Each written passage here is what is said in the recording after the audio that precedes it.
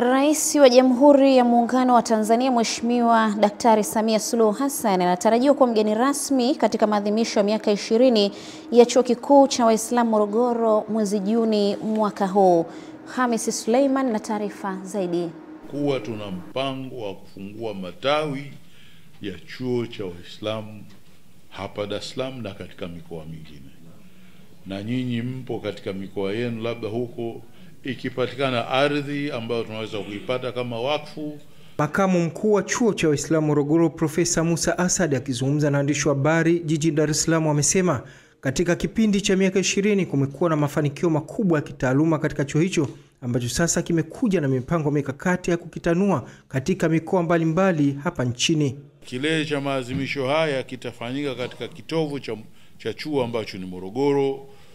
Mgeni rasmi katika kilele cha maadhimisho haya anatarajiwa kuwa Mheshimiwa Rais wa Jamhuri ya Muungano wa Tanzania Samia Suluhu Hassan. Katika maadhimisho haya tunatarajia kutoa tuzo mbalimbali kwa waasisi wa chuo na watu waliotoa mchango mkubwa na wa kipekee katika chuo chetu. Miongoni mwa matukio makubwa katika maadhimisho haya ni uzinduzi wa makala maalum, yani documentary, itakayoonyesha maisha ya miaka 20 ya chuo pamoja na mipango ya miaka 20 ijayo.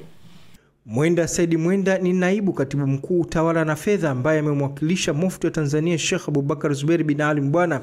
Katika hafla hiyo amesema katika kipindi cha miaka 20 kumekuwa na mafanikio makubwa ikiwemo ya kutoa wanataaluma wenye fani mbalimbali.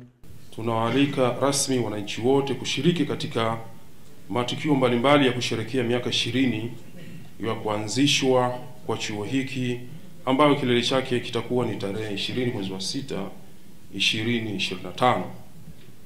Hakika tunawaalika sio tu kwa ajili ya kusherehekea mafanikio yaliyopatikana, bali pia kushiriki kikamilifu katika mpango wa maendeleo ya miaka 20 ijayo. Elimu kwa kuwa ni fardhi kama zilivyo fardhi nyingine, anayezisimamia kwa namna yote ile, kwa kufundisha, kwa kuelekeza, kwa kuchangia, kwa kusimamia, anakuwa naye ametekeleza fardhi ya Mwenyezi Mungu.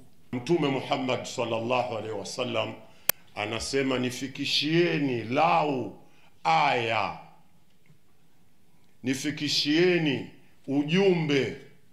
Kwa hiyo pale panafikishwa ujumbe. Ujumbe wenyewe ni upi? Kutoa wataalamu. Wataalamu hawa kama alivyosema shekhe pale, waandishi wa habari, wataalamu katika jamii, chuo kile ni chuo muhimu sana. Kwa hiyo tunakukaribisheni katika maadhimisho ya chuo kikuu cha Morogoro. Hamisi Suleiman, Channel 10, Dar es Salaam. Mwenyekiti wa Jumuiya ya Wazazi wa Chama cha Mapinduzi wilaya